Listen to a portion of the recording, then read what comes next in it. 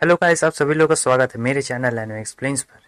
और अगर आपने इससे पहले वाले एपिसोड अभी तक नहीं देखे हैं तो जाकर पहले उसे देख ले, वरना आपको ये वाला एपिसोड समझ में नहीं आने वाला है। तो चलिए बिना किसी देरी के वीडियो को शुरू करते हैं। युवान उसका पीछा करता है और हम देखते हैं कि मिस लिन जाती है एक कपड़े की दुकान पर, जहाँ पर कपड़े को बनाया जाता है। वहां से एक ओल्ड लेडी बाहर निकलती है और वो कहती है, मिस ल्यू आइए आइए अंदर आइए, काफी दिन बाद आप यहाँ पर आई है। मैंने आपको बहुत दिनों से यहाँ पे देखा नहीं है। क्या आप यहाँ पर कोई पर्टिकुलर फैब्रिक लेने के लिए आई हैं? लेकिन मिस ल्यू को पता नहीं किस बात पर गुस्सा आ जाता है। वो कह रही होती है, क्या क्या कह रही है बुढ़िया तुम, कि तुमने मुझे यहाँ पर बहुत दिनों से नहीं देखा। आखिर मेरे घर में चल क्या रहा है? और बुढ़िया तुम क्या चाहती हो कि मैं तुम्हारे दोनों पैर तोड़ दूं? लेकिन वो जो लेडी होती है, ओल्ड लेडी, वो कहती कि प्लीज मुझे माफ कर दीजिए, मेरे कहने का ये मतलब नहीं था।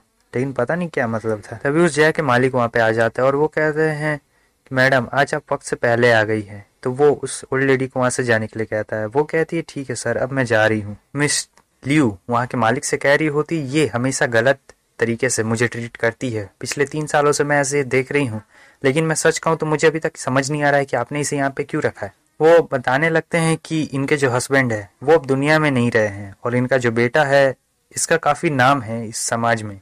इन्होंने इसे अभी तक एम्प्लॉय के तौर पर इसलिए रखा है क्योंकि ये काफी उदास दिखती है, क्योंकि पिछले 3 साल पहले इन्होंने अपना पैर जो तोड़वा लिया था।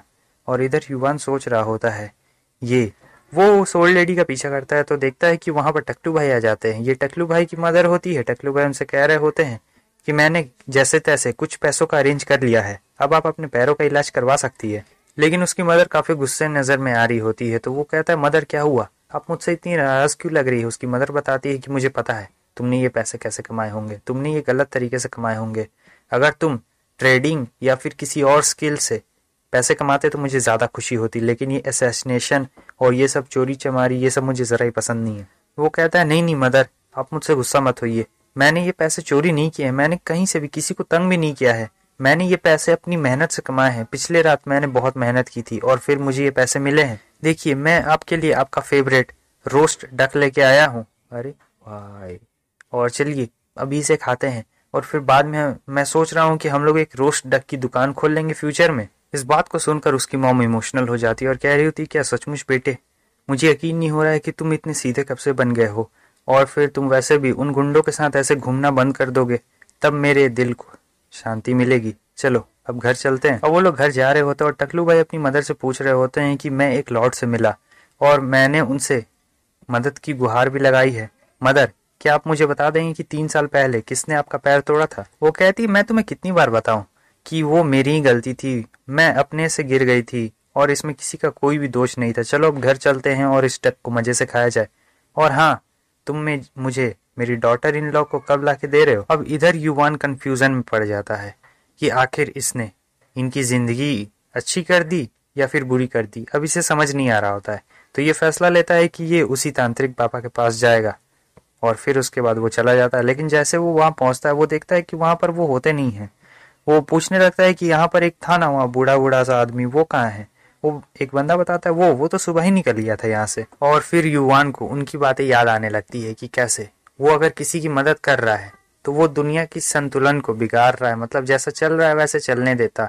अगर वो किसी की मदद कर रहा है तो असल में वो किसी की मदद नहीं कर रहा है, वो उस बंदे को और भी अंदर अंधेरे में ढकेल रहा है। आपको ये मैंने पिछले एपिसोड में समझा दिया था, तो इतना डिटेल में बताने की कोई ज़रूरत नहीं है। अब ये फिर से सोच रहा होता है कि अब मुझे क्या करना चाहिए। मुझे लगता है मुझे इस शहर में कुछ दिन और रुकना चाहिए या फिर मुझे यहाँ से जाना चाहिए।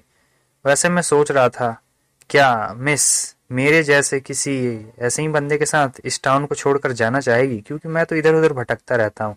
अगले सीन में हमें दिखाया जाता है मिस के घर को, यानी वही हमारे हीरो के घर को। युवान घर आ चुका होता है, मिस भी वहीं पे बैठी हुई रहती है। वो कहती है कि तुम आज इतनी जल्दी घर कैसे आ गए?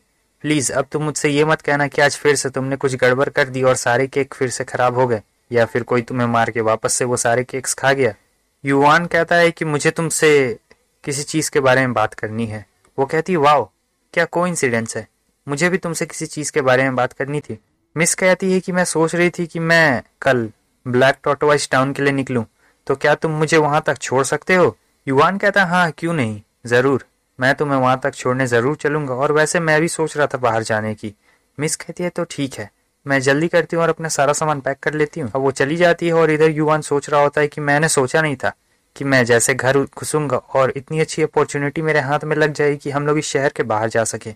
मुझे लगता है वो ओल्ड मैन बिल्कुल सही कह रहा था। अब रात हो चुकी होती है और इधर ये पैसे गिन रहा होता है, लेकिन ये पैसे इतने काफ़ी नहीं होते हैं क्योंकि काफ़ी कम होते हैं। तभी इसे एहसास होता है कि फिर से कोई इस पे हमला करने के लिए आ रहा है, लेकिन इस बार ये घर के बाहर चला जाता है तुरंत ही, क्योंकि युवान को पता था अगर वो यहाँ आसपास में लड़ेगा तो इससे मिस भी इस सब में इन्वॉल्व हो सकती है। इसलिए वो यहाँ से तुरंत ही भाग रहा होता है और वो सीधा जंगल की तरफ जा रहा होता है, क्योंकि जंगल में दुश्मनों को मारना ज़्यादा आसान पड़ता है इसके लिए।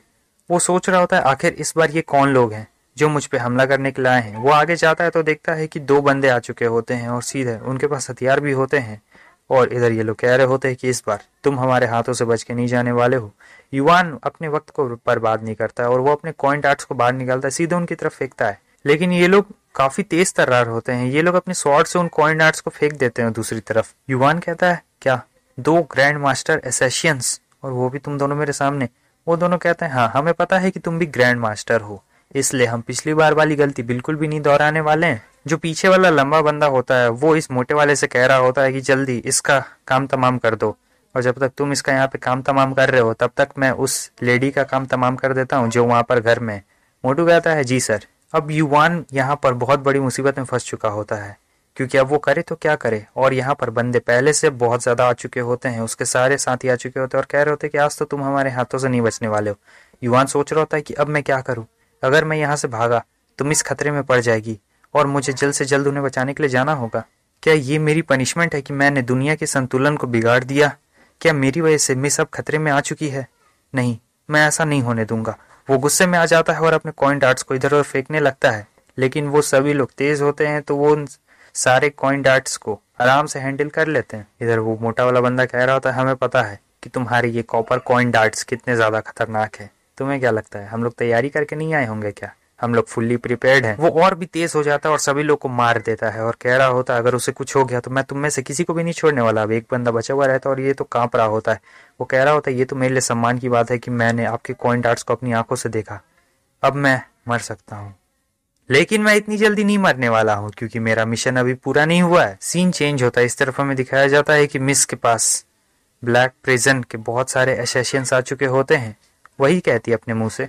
वो लोग कह रहे होते ओ, हमने तो ये उम्मीद ही नहीं की थी एक डीमन यहाँ पर अकेले रहती होगी और उसने अपनी प्रोटेक्शन के लिए एक्सपर्ट को यहाँ पर लगा के रखा होगा। अगर मैं सच सच कहूँ तो उस दिन अगर तुम लोग सॉन्ग्स पे हमला ना करते ना तो हम लोग को पता भी नहीं चलता कि तुम यहाँ पर छुपी हुई हो। हम तुम्हारी लोकेशन को लोकेट नहीं कर पाते।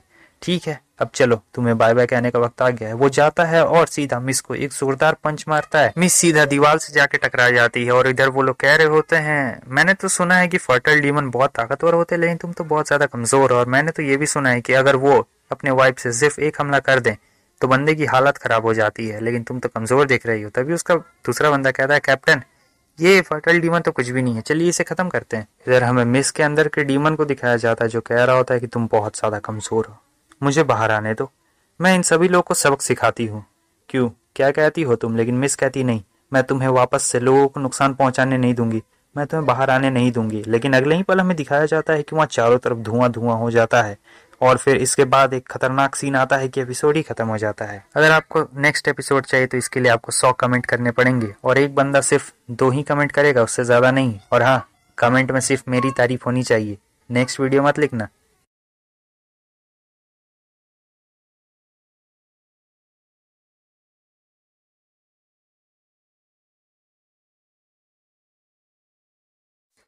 बताओ यार, तुम कितना नल्ला बैठा हुआ है कि यहाँ तक कोई आवाज भी नहीं था इतना देर तक, तब भी तुम वीडियो देख रहा है। मानना पड़ेगा, एकदम तुम खाली बैठा हुआ है। चलो कमेंट करो, जा।